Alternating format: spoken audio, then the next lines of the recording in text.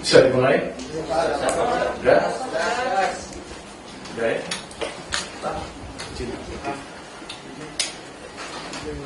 Bismillahirrahmanirrahim. Assalamualaikum warahmatullahi wabarakatuh. Selamat sore, salam sejahtera untuk kita sekalian. Om Swastiastu, Namo Buddhaya, salam kebajikan. Terima kasih teman-teman media yang saya hormati, saya cintai, saya banggakan, yang sore ini sudah memenuhi panggilan undangan kami terkait nanti ada informasi yang akan disampaikan langsung oleh Bapak Direktur Pendidikan Jamsus terkait dengan perkembangan terkini penanganan penyidikan dugaan tindak pidana korupsi dalam pengelolaan tata niaga komoditas timah di wilayah izin usaha pertambangan IUP di PT Timah Terbuka dari tahun 2015 sampai dengan tahun 2022, termasuk hari ini tadi ada penahanan tersangka baru yang detailnya akan disampaikan oleh Bapak Direktur Pendidikan. Sekaligus pada kesempatan ini ada dari ahli lingkungan Prof. Bambang dari IPB yang nanti akan menjelaskan terkait dengan kerusakan yang terjadi dalam perkara ini. Monggo Pak Dirdik, mohon persilakan. Terima kasih. Assalamualaikum warahmatullahi wabarakatuh. Selamat sore, salam sejahtera bagi kita semua.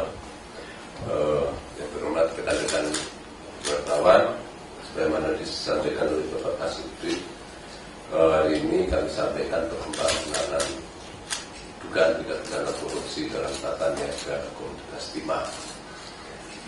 Hari ini tim penyidik telah memanggil 11 orang saksi, sehingga total sampai dengan hari ini sudah 130 orang saksi kita periksa,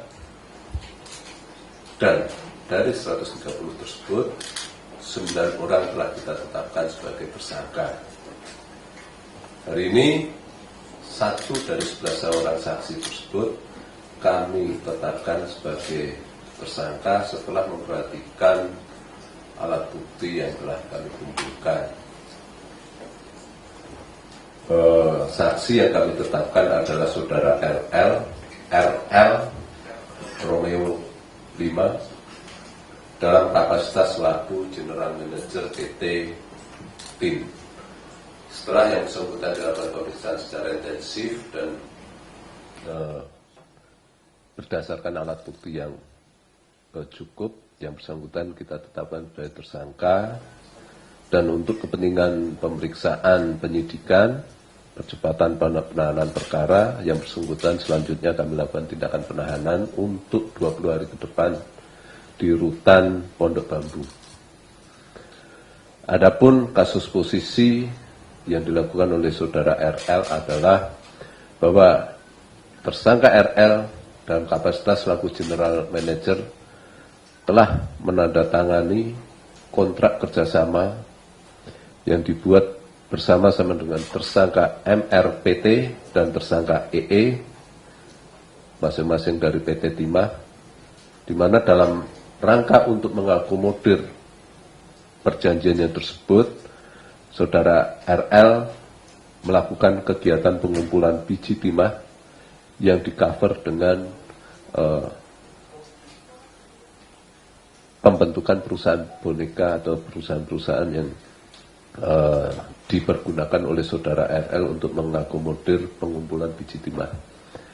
Nah, adapun pasal yang disangkakan adalah pasal 2 ayat 1 dan pasal 3 yaitu pasal 18 Undang-Undang Tindak Pidana Korupsi, yaitu pasal 55 ayat 1 ke 1 KUHP. Mungkin itu yang bisa kami sampaikan dalam perkembangan penanganan korupsi. Selanjutnya, untuk membuat terang peristiwa pidana ini akan kami persilakan Profesor Bambang selaku ahli lingkungan untuk menggambarkan betapa rusaknya, betapa berbahayanya kegiatan pertambangan ilegal ini. Mungkin pada Profesor silakan. Baik, terima kasih Pak Didik, teman-teman yang saya hormati. Assalamualaikum warahmatullahi wabarakatuh, selamat sore. Dalam hitungan beberapa menit ke depan, kami ingin menunjukkan hasil verifikasi lapangan, kemudian dianalisis dan kita menggunakan satelit. Sampai hari ini kita tahu berapa yang sudah dibuka dan seperti apa kondisinya, dan terakhir itu nanti seberapa besar nilai kerugian lingkungan ya yang harus ditanggung oleh negara seperti itu. Izin saya berdiri mungkin.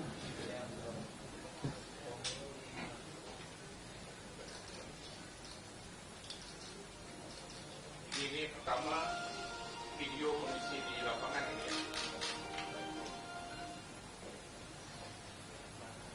Kemudian saya juga ke lapangan.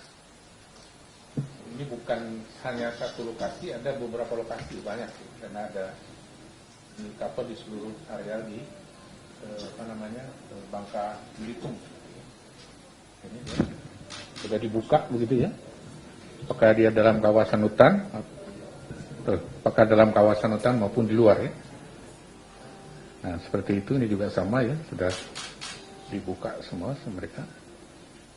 Nah inilah yang kalau dari pesawat kita lihat ya, ada bongkah-bongkah itu, dan ini adalah setelah kemarin banyak turun hujan kemudian ditutup kayak air-air tadi itu. Dan sebetulnya ini juga berbahaya ya.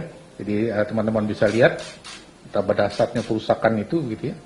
Apalagi di beberapa wilayah kawasan hutan itu ditemukan juga, misalnya di kawasan hutan lindung, hutan produksi terbatas dan sebagainya begitu. Dan yang menariknya lagi, tidak banyak yang menggunakan izin pinjam pakai kawasan hutan. Jadi bisa terbayangkan betapa rusaknya ini ya, seperti ini. Reklamasi mestinya dilakukan faktanya seperti ini. Karena ya itu tadi, jaminan reklamasi tambangnya itu terlalu kecil untuk mengkapur seluruh area ini. Ini bisa sama-sama kita lihat ya, nanti dari beberapa slide berikut ya. Bisa lihat ini ya. Oke.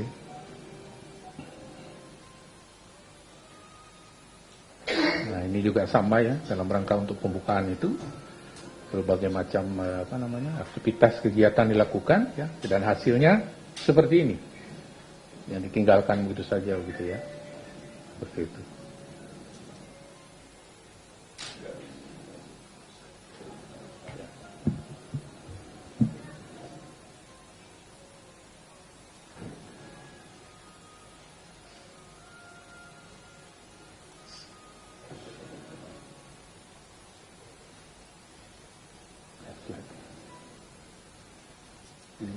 Dibesarkan. Nah, jadi kami merekonstruksi dengan menggunakan satelit yang mulai dari awal ya, seperti apa ini misalnya pada bulan Juni 2015, yang merah-merah ini adalah wilayah IUP dan ini adalah non IUP, tidak ada IUP-nya. Jadi kami tracking ya 2016, 17, 18, 19, 2020 dan sebagainya sampai 2022 ya. Nah, dari sini bisa dilihat ya bahwa makin besar ini. Ya, ini adalah yang non-IUP. Ini hanya contoh saja ya, kami punya banyak ini. Ya, next berikut. Nah, ini juga sama, jadi teman-teman lihat, di Februari 2015, ini belum dibuka. Ya. Kemudian, 1 tahun kemudian, Mei 2016, ini sudah dibuka. Ya, dan kemudian ini kami percepat ya, di 2020, ini dibuka. Nah, inilah kemudian nanti yang akan menjawab pertanyaan, apakah cara yang dilakukan benar atau tidak. Karena nanti kalau di kawasan hutan, sudah ada regulasinya ya, harus ada izin pinjam pakai dan sebagainya, harus dengan proses-proses lain ya, dan sebagainya, tidak boleh sembarang dibuka seperti ini. Seperti ya, gitu ya. Next, berikut. Nah, ini contoh. Ya, ini yang merah ini adalah IUP mereka. Ya. ya, contoh, dan ini nol. Kemudian dari sini kita lihat ini yuk, yang merah ini. Nah ini juga makin besar ini. Nah di sini kita masih lihat ada yang hijau-hijau. Nah kemudian di September 2023 ini yang ini makin besar juga. Nah ini mereka sudah mulai ini kerjakan di sini. Jadi kami tracking semua ini ya. Ada sekian, nggak perlu saya sebut ya, banyak sekali ya lokasi ini untuk membuat terang suatu perkara, dalam hal ini perusakan yang seperti ini gitu ya. Silakan next. Nah dari hitungan kami mendapatkan bahwa sampai hari ini begitu ya, IUP yang terdapat per kabupaten di Provinsi Bangka Belitung, misalnya Bangka itu ada 76.722,227 hektar. Bangka Barat 56.358,218 hektar. Bangka Selatan 117.088,585 hektar. Bangka Tengah 30.808,598 hektar. Bangka Belitungnya sendiri 30.434,148 hektar. Kemudian di Beltim, di Belitung Timur itu 37.535,452 hektar. Dan di Kota Pangkal Pinang sendiri ada 706,346 hektar. Nah, totalnya itu semua di di 1 sampai 7 ini adalah 349.653,574 hektar. Berikut. Nah, kemudian ini yang sudah digali sampai dengan sekarang.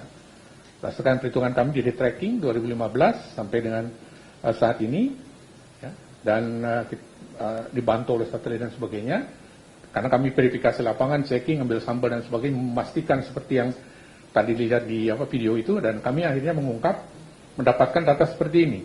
Jadi di Bangka sendiri itu sudah dibuka 28.479,557 hektar, di Bangka Barat 24.836,483 hektar, Bangka Selatan 24.372,431 hektar, di Bangka Tengah 24.222,049 hektar, di Belitung 25.180,136 hektar, kemudian di Belitung Timur 43.175,372 hektar.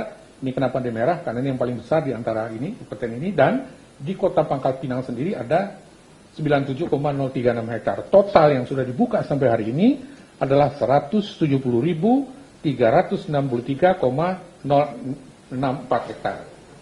Next. Nah ini contohnya, teman-teman bisa lihat ya. Ini batas kabupaten ini.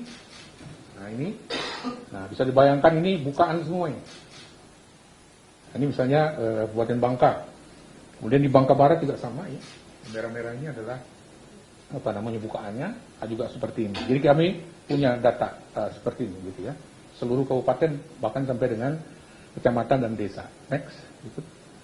Nah kemudian dari perhitungan tadi yang 170.000 itu akhirnya kami mendapatkan bahwa luas galian tambang yang berada di dalam kawasan hutan Provinsi Bangka Belitung itu 75.345,751 hektar.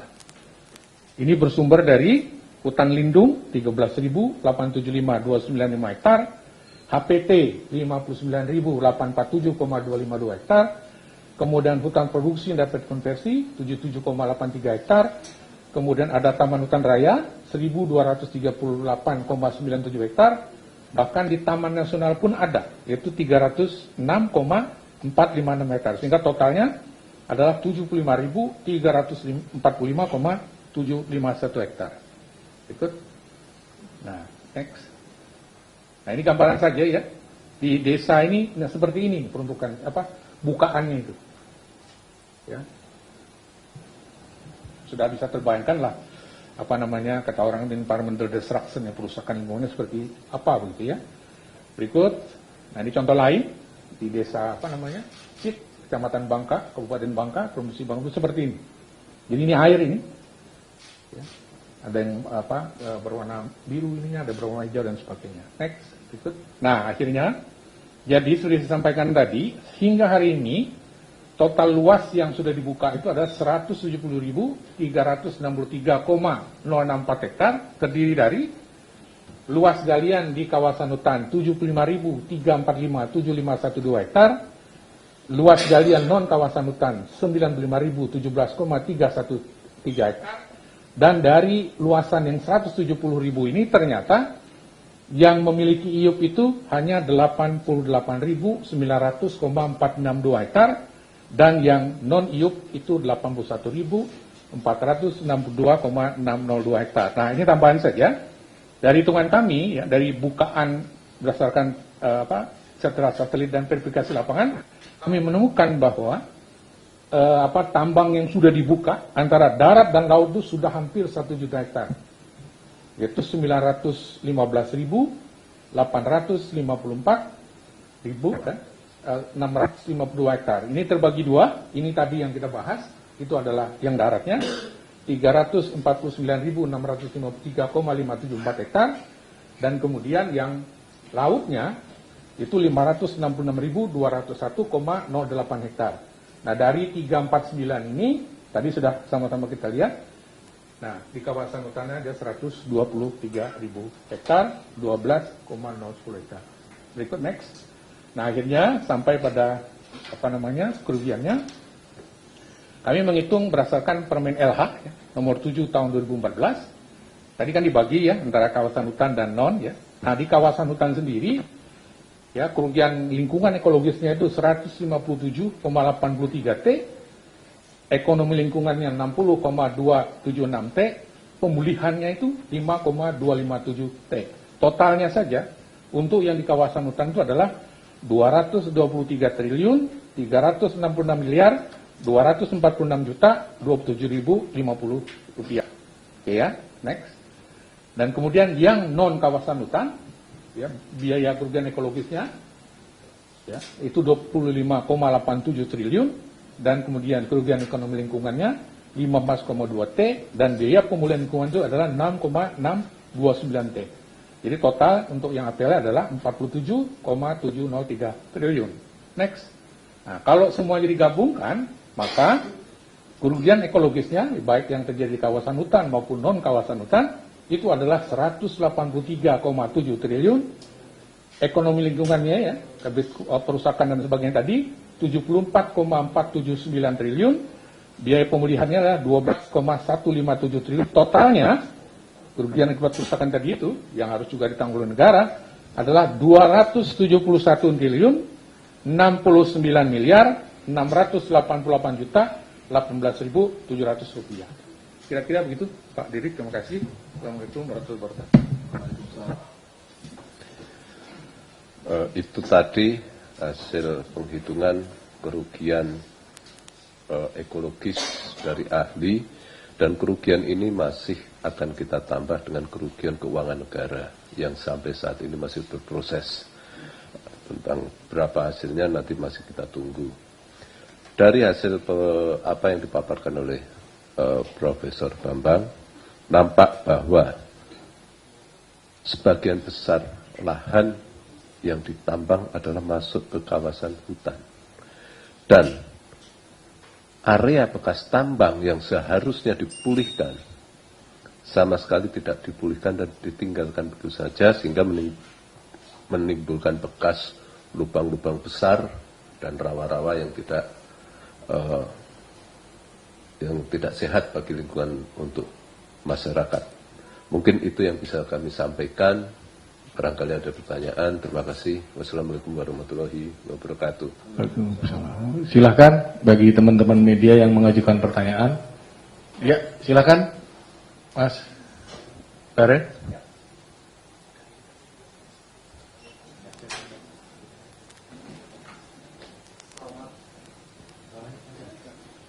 Selamat sore Pak, terima kasih atas keterangan yang disampaikan. Ada dua pertanyaan Pak. Pertama, peranan Romeo L5 itu, peranannya apa Pak yang jadi tersangka ini? Yang kedua, kalau lihat kasus ini terjadi dari 2015 sampai 2022, apakah pengawasan dari Kementerian Lingkungan Hidup ini terkait adanya hal-hal seperti ini menjadikan kejanggalan atau gimana Pak? Terus kedua, Bapak apakah memberikan keterangan sebagai saksi yang diminta oleh kejaksaan untuk memberikan seperti itu. Sebenarnya kalau memang ada konsen dari lingkungan hidup, mungkin kasus ini nggak berat seperti ini Pak, dengan kerugian hampir tadi 270 triliun ya, kalau kita lihat. Itu aja Pak, artinya kita melihat sejauh mana peranan KH terkait adanya pertambangan yang tadi tanpa menggunakan IU, ya penambangan yang bukan bertempatnya, itu saya Pak. Dan sejauh mana pertanggungjawaban mereka kalau memang ada hal-hal yang tidak dipenuhi oleh KH terkait peranan mereka terhadap lingkungan. Terima kasih Pak. Ada lagi?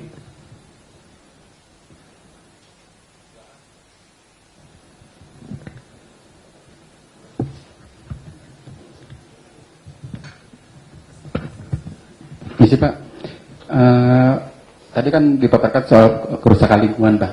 Nah, sejauh ini kan dari pihak Kementerian ESDM ini belum kena yang menerbitkan IUP pertambangan timah ini Pak. Karena beberapa tersangka semua dari PT Timah, dari pihak swasta, sedangkan dari pihak Kementerian ESDM yang mengeluarkan izin pertambangan timah ini belum tersentuh gitu Pak. Itu yang pertama Pak. Pak, yang kedua boleh kasus yang lain nggak Pak? Sementara ini dulu aja. Kasus DTS Pak.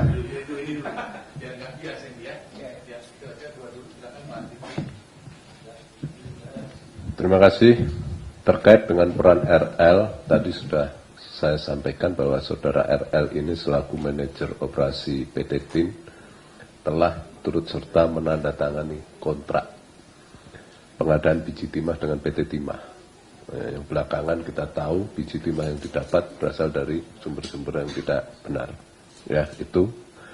Kemudian terkait dengan bagaimana pengawasan lingkungan dan pertanggungjawabannya, sampai saat ini masih kami dalami pihak-pihak mana yang terlibat di dalam peristiwa hukum ini, apakah ada pembiaran atau justru ada permufakatan jahat di dalamnya, termasuk juga dengan KLHK dan sebagainya. Jadi tunggu saja, kami masih mendalami apakah nanti ada keterlibatan pihak lain atau tidak. Ya, sejauh ini kami masih baru menyentuh pejabat di lingkungan PT Timah. Tentu kami akan mengevaluasi bagaimana dengan regulator. Ya, tunggu saja. Ya, terkait dengan SDM, saya rasa pertanyaan sama semua pihak yang akan kami pandang perlu untuk dimintain keterangan, pasti kami minta keterangannya, dan apabila memang di situ ada pelanggaran hukumnya, pasti akan kami minta pertanggungjawaban hukumnya. Ya, ada lagi?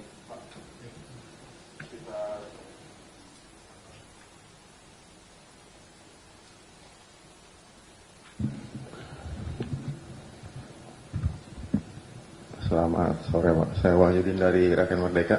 Ini kan kejadian penandatanganannya sekitar tahun 2018 ya Pak. Sementara pada bulan Maret 2018 pernah ada MOU antara Jamdatun, Kejati Babel, Kepri dan Riau dengan PT Timah dalam pengolahan timah ini tahun bulan Maret 2018. Nah, sejauh mana pendampingan hukum ini untuk meminimalisir pelanggaran hukum sehingga kasus ini malah justru terjadi padahal udah ada MOU. Itu aja Pak. Terima kasih. Terima kasih. Saya rasa itu objeknya berbeda. Kami sudah evaluasi. Ya, kita masuk ke tentang tata kelolanya. Ya. Ada lagi? Ada? Cukup? Terima kasih saudara teman-teman media semua. Selanjutnya, sebagaimana tadi disampaikan oleh Pak Direktur Penyidikan, mari kita sama-sama menunggu terkait perkembangan-perkembangan lain dan yakinkan bahwa penyidik akan menelusuri semua pihak-pihak yang terlibat dalam komoditas timah ini. Demikian, terima kasih. Saya akhiri. Wabillahi taufiq wal hidayah. Assalamualaikum warahmatullahi wabarakatuh. Selamat sore, Om Santi, Santi, Om Namo Buddhaya.